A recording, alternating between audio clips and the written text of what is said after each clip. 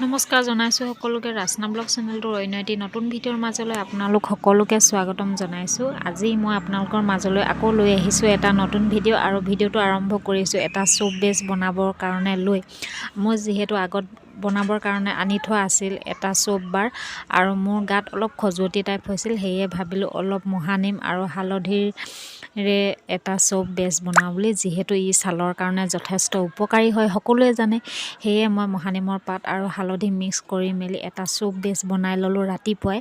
আৰু আজি হৈছে যিহেতু মাঘৰ 1 তাৰিখ আৰু মোৰ বিহুৰ আগত অলপ অসুবিধাৰ কাৰণে বিহুৰ পিঠা পনা বনোৱা হোৱা নাছিল, সেয়ে ৰাতিপুৱাই বনাই মেলি লৈ মই এতিয়া যাম আকৌ পিঠা খুন্দিবৰ কাৰণে। তো আজি মই তিল পিঠা আৰু শালি চাউলৰ পিঠা খুন্দিম। তো আপোনালোকক মই পিঠা খুন্দি কি পিঠা বনাওঁ দেখুৱাম বোলো।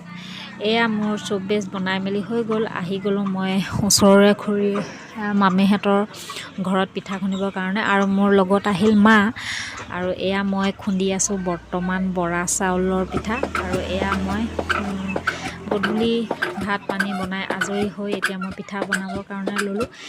তিল পিঠা আগতে মোৰ ইমান ভাল নহয় আৰু বনাবৰ কাৰণে, যিহেতু এই পিঠাটো যথেষ্ট কষ্টকৰ হয়, আঙুলি পুৰে নখ পূৰা জ্বলি যায়।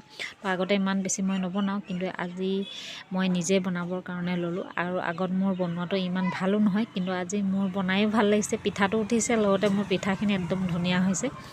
আৰু এয়া শালি চাউলৰ মই ঘিলা পিঠা বনাইছিলোঁ, কিন্তু ঘিলা পিঠাটোৰ ভিডিঅ' কৰা নহ'ল। আৰু ভাত পানী খাই আজৰি হ'লোঁ আৰু এতিয়া হ'বৰ কাৰণে ল'লোঁ। আৰু দুদিন আগত চিলোৱা এটা মোৰ ব্লাউজ আছিল, ভাবিলোঁ আপোনালোকক দেখুৱাওঁ বুলি। ব্লাউজটো আছিল হাত দীঘল আৰু ডিপ নেক। তো কেনেকুৱা লাগিল আপোনালোকে জনাব। আজিৰ ভিডিঅ'টো মই ইমানতে সামৰণি মাৰিছোঁ। যদিহে আপোনালোকৰ ভিডিঅ'টো চাই ভাল লাগিল তেন্তে লাইক কমেণ্ট শ্বেয়াৰ লগতে চেনেলটো ছাবস্ক্ৰাইব কৰি দিবলৈ নাপাহৰিব। আৰু লগতে আকৌ ভোগালী বিহুৰ শুভেচ্ছা জনালোঁ। আজিলৈ আহোঁ ইমানতে, বাই বাই।